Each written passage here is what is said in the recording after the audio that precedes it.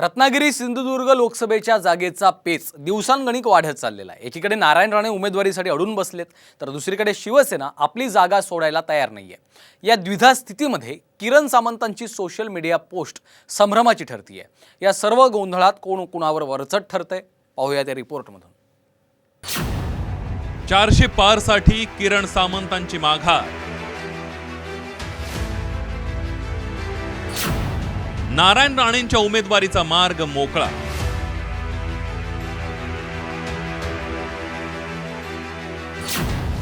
माघारीची post सामंतांनी का केली delete?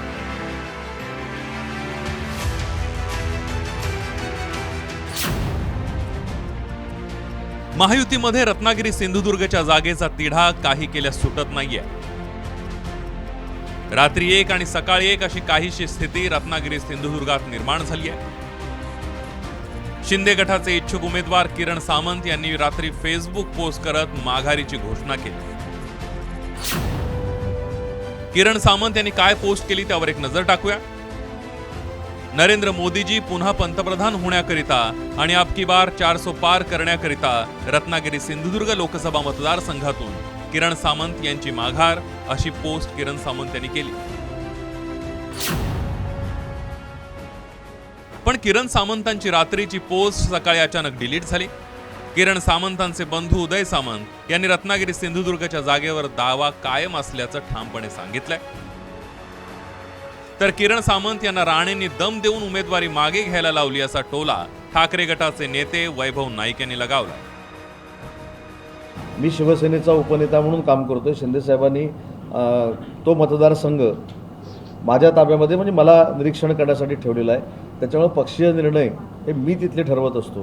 त्याच्यामुळे जर त्या ट्विटमुळं किंवा कशामुळे जर कोणाचा गैरसमज झाला असेल तो सगळ्यांनी दूर केला पाहिजे। आपण देखील दूर करावा। माझ्या दृष्टीनं तो प्रश्न संपलेला आहे, त्याला पूर्णविराम मिळालेला आहे।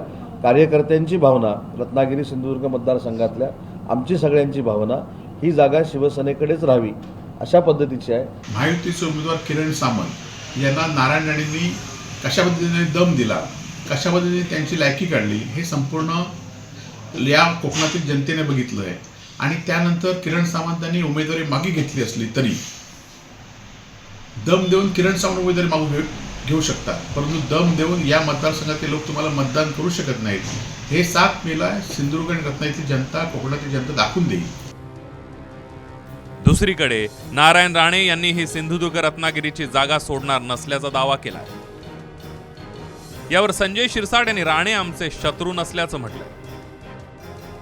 भाजपचे तिकडे जिल्हा परिषद, जिल्हा बँक, सगळ्या नगरपालिका, तिथे आमदार, हे सर्व एवढी ताकद असताना आम्ही सोडणार का तो मतदारसंघ? अजिबात सोडणार नाही। आणि कोण उमेदवार, मला नाव सांगा जरा। उदय सामंतचा?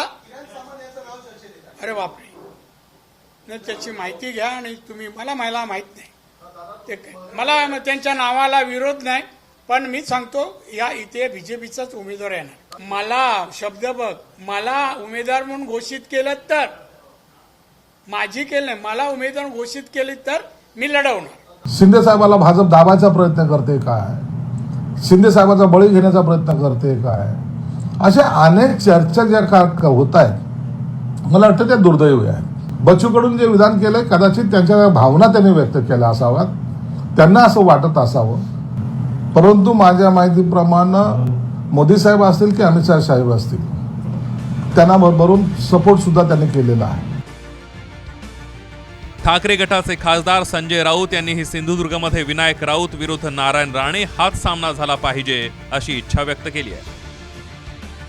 नारायण राणे विरुद्ध विनायक राऊत असा सामना परत एकदा पाहायला मिळेल आम्ही त्या सामन्याचं स्वागत करतो, पण आम्हाला हाच सामना पाहिजे।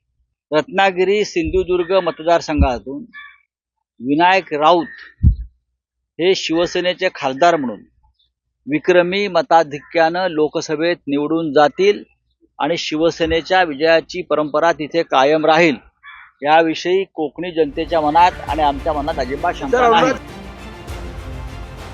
किरण सामंतांची पोस्ट भावनेच्या भरात केलेली असल्याचं स्पष्टीकरण उदय सामंत यांनी दिलंय।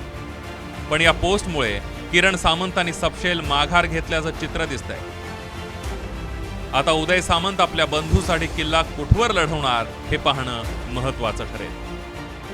अमोल कलये, साम टीव्ही न्यूज, रत्नागिरी, सिंधुदुर्ग.